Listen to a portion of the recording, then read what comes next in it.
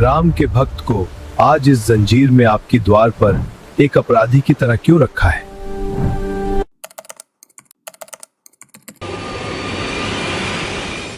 जब राजा इंद्रद्युम्न ने पुरुषोत्तम क्षेत्र यानी पुरी में भगवान जगन्नाथ के भव्य मंदिर का निर्माण पूर्ण किया, तो समुद्र के अधिपति वरुण देव के मन में अपने प्रभु के दर्शन की तीव्र इच्छा जागी। वे जानते थे कि साक्षात नारायण अब उनके तट पर निवास कर रहे हैं। अपनी इसी भक्ति के वशीभूत होकर वरुण देव ने मंदिर की ओर प्रस्थान किया। चूंकि वरुण देव जल के स्वामी हैं, उनके आगमन के साथ ही समुद्र की प्रचंड लहरें भी नगर की सीमाओं को लांघकर भीतर प्रवेश कर गईं। देखते ही देखते पुरी का एक बड़ा हिस्सा जलमग्न हो गया और मंदिर के प्रांगण तक पानी पहुंच गया। ये कोई साधारण प्राकृतिक आपदा नहीं, बल्कि एक भक्त का अपने आराध्य से मिलने का आवेग था, जिसने अनजाने में पुरी धाम के अस्तित्व पर संकट खड़ा कर दिया था। ये स्थिति नगरवासियों के लिए अत्यंत चिंताजनक थी। लोगों के घर बहने लगे और खेती नष्ट होने लगी। तब समस्त नगरवासी अपनी करुण पुकार लेकर श्री जगन्नाथ धाम पहुंचे। उन्होंने महाप्रभु के श्री चरणों में साष्टांग प्रणाम किया और अपनी व्यथा सुनाते हुए कहा, हे प्रभु, यदि आप इस नीलांचल धाम में निवास करना चाहते हैं और चाहते हैं आपकी सेवा करें, तो कृपा कर हमें इस संकट से बचाएं। वरुण देव, बार बार आपके दर्शन के बहाने हमारे नगर को डुबा रहे हैं। यदि यही स्थिति रही तो ये सुंदर नगर और आपकी सेवा करने वाले भक्त कैसे जीवित रहेंगे? हे जगत के स्वामी, इस विनाशकारी बाढ़ को रोकिए। तब महाप्रभु के मन में एक गहरा विचार चला। वरुण देव का यह प्रेम अब मर्यादा तोड़ रहा है। मेरे दर्शन की उनकी यह प्यास मेरे अन्य भक्तों के लिए संकट बन गई है।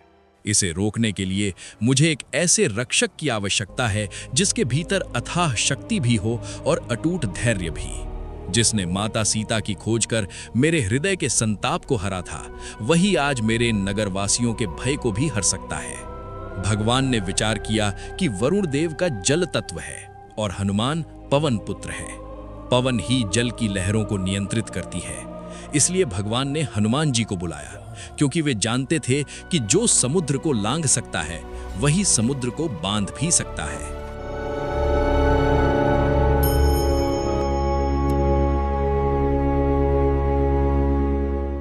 यह तुच्छ सेवक धन्य हुआ कि आपने एक बार फिर इस दास को अपनी सेवा के योग्य समझा।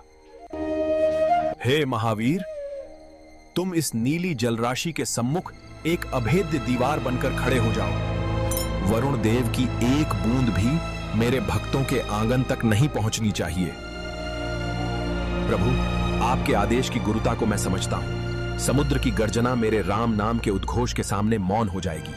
आपकी आज्ञा मेरे लिए अमिट रेखा है, जिसे लांघने का साहस स्वयं वरुण देव भी नहीं कर पाएंगे।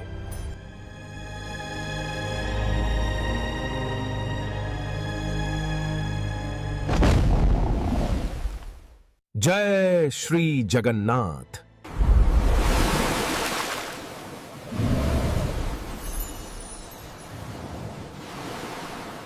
हे पवन पुत्र, मेरा उद्देश्य प्रभु के भक्तों को कष्ट देना नहीं था। मैं तो बस अपने स्वामी के उन नूतन विग्रहों के दर्शन करना चाहता था जो इस भव्य मंदिर में विराजे हैं। लहरों का उफान मेरी भक्ति का आवेग था। हे वरुण, भक्ति वही श्रेष्ठ है जो संसार का कल्याण करे, विनाश नहीं। प्रभु का आदेश है कि तुम अपनी मर्यादा में रहो। यदि तुमने इस रेखा को लांघा, तो मेरी गदा और प्रभु का सुदर्शन चक्र तुम्हारा मार्ग रोक देंगे। यस।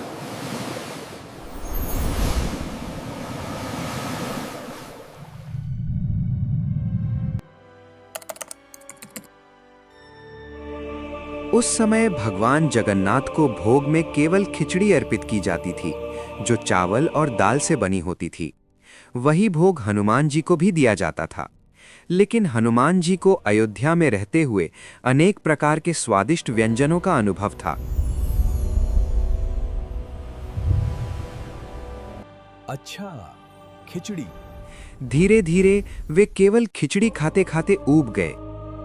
हनुमान जी के मन में ये विचार आने लगा, प्रभु की महिमा अपरंपार है और ये खिचड़ी भी दिव्य है। मैं तो वानर सेना का सेनापति हूँ। मुझे तो मीठे फल और लड्डुओं का स्वाद प्रिय है। क्या प्रभु को मेरी पसंद याद नहीं? क्या मुझे युगों युगों तक बस इसी खिचड़ी पर गुजारा करना होगा? खिचड़ी से ऊबकर और मीठे व्यंजनों की लालसा में हनुमान जी ने एक युक्ति निकाली। वे जानते थे कि प्रभु जगन्नाथ, जो राम ही हैं, के पास अयोध्या और अन्य स्थानों पर आज भी उनके मनपसंद भोग लगते हैं।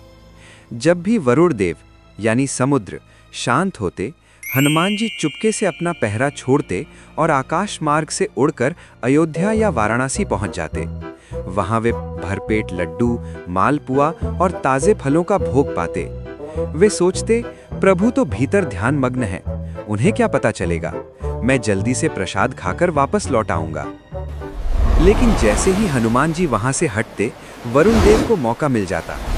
समुद्र की लहरें फिर से मंदिर की दीवारों को छूने लगती और पुरी में बाढ़ का खतरा मंडराने लगता।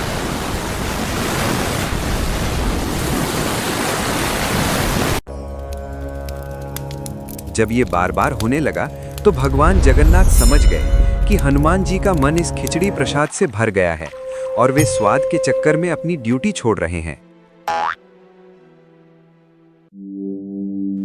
हनुमान, तुम अपनी जगह क्यों छोड़ रहे हो? क्या तुम्हें मेरी दी हुई खिचड़ी पसंद नहीं? प्रभु, आपकी खिचड़ी अमृत है, पर इस वानर को कभी कभी लड्डुओं की भी याद आती है। हे महावीर, तुम तो जानते हो कि मेरे लिए भक्तों के कल्याण से बड़ा कुछ नहीं है। तुम्हारी शक्ति और तुम्हारी भूख दोनों ही असीमित है। मुझे प्रसन्नता है कि तुमने अपने मन की बात मुझसे छिपाई नहीं। पर हनुमान, पुरी धाम की रक्षा का भार केवल तुम्हारे सबल कंधों पर है। यदि तुम स्वाद के वश में होकर तट छोड़ोगे तो वरुण देव मर्यादा का उल्लंघन करेंगे और मेरे हजारों भक्त जलमग्न हो जाएंगे। हनुमान, तुम स्वयं को वश में नहीं कर पा रहे हो, इसलिए अब मैं तुम्हें प्रेम और कर्तव्य की इन स्वर्ण जंजीरों में बांधता हूं। ये जंजीरें तुम्हें दंड देने के लिए नहीं, बल्कि इस स्थान पर तुम्हारे अडिग होने का प्रमाण होंगी। जब तक तुम बंधे रहोगे, वरुण देव की शक्ति तुम्हें पार नहीं कर पाएगी और न ही तुम विचलित हो पाओगे। हनुमान जी ने देखा कि वे जंजीरें केवल स्वर्ण की निर्जीव वस्तु नहीं थी। जब उन्होंने जंजीर के हर एक कड़े को ध्यान से देखा तो उन्हें प्रत्येक कड़े पर राम नाम अंकित दिखाई दिया। इतना ही नहीं, उन जंजीरों से वही मधुर ध्वनि निकल रही थी जो हनुमान जी के हृदय में सदैव गूंजती रहती है, राम राम राम। हे महाप्रभु, मैं कितना अज्ञानी था जो इसे दंड समझ रहा था। आपने तो मुझे दंड नहीं बल्कि अपना साक्षात नाम पहना दिया है। ये बेड़िया स्वर्ण की नहीं है, ये तो आपके नाम की शक्ति है। प्रभु, इस संसार में हनुमान के लिए राम नाम के बंधन से बड़ा कोई मोक्ष नहीं है। हे अंजनी पुत्र, संसार तुम्हें अनेक नामों से जानता है, किंतु यहाँ तुम्हारी ख्याति बेड़ी हनुमान के रूप में होगी। जो भी भक्त जगन्नाथ धाम आएगा वो तुम्हारे इस स्वरूप का दर्शन कर ये सीखेगा कि भगवान का नाम, राम नाम की बेड़ी ही जीव को भटकने से रोकता है। तुम इसी तट पर दरिया महावीर बनकर मेरे धाम की रक्षा करोगे। हनुमान, सुनो, आज से मैं इस पूरी धाम की मर्यादा और तुम्हारी तुष्टि के लिए एक नई परंपरा का आरंभ करता हूँ। आज से इस मंदिर की रसोई साक्षात महालक्ष्मी के संरक्षण में होगी। अब से यहाँ केवल खिचड़ी नहीं बल्कि 56 भोग का विधान होगा। इसमें तुम्हारे प्रिय लड्डू भी होंगे, मालपुआ भी होगा और वो दिव्य पोड़ा पीठा भी होगा जिसकी सुगंध पाकर स्वयं देवता भी स्वर्ग छोड़कर यहाँ दौड़े आएंगे। मैं ये सुनिश्चित करूँगा कि 56 प्रकार के इन व्यंजनों का विस्तार इतना विशाल हो कि मेरे भक्त को कभी किसी और द्वार की ओर न ताकना पड़े। हनुमान, ये 56 भोग मेरे और तुम्हारे प्रेम का प्रतीक होंगे। आज से जगन्नाथपुरी का महाप्रसाद दुनिया का सबसे पवित्र अन्न होगा, जिसे पाकर मनुष्य जन्म मरण के बंधन से मुक्त हो जाएगा। नीलमाधव, हे नीलमाधव, मैं केवल मुट्ठी भर लड्डुओं के मोह में भटक रहा था, पर आपने तो मेरे बहाने समस्त चराचर जगत के लिए अमृत का द्वार ही खोल दिया। आज इस हनुमान ने जान लिया कि आपके चरणों को छोड़कर कहीं और सुख खोजना केवल मृत तृष्णा है। प्रभु, आपकी जय हो, आपके इस महाप्रसाद की जय हो। हनुमान जी ने एक हाथ में अपनी गदा संभाली और दूसरे हाथ से अपनी बेड़ियों को माथे से लगाया।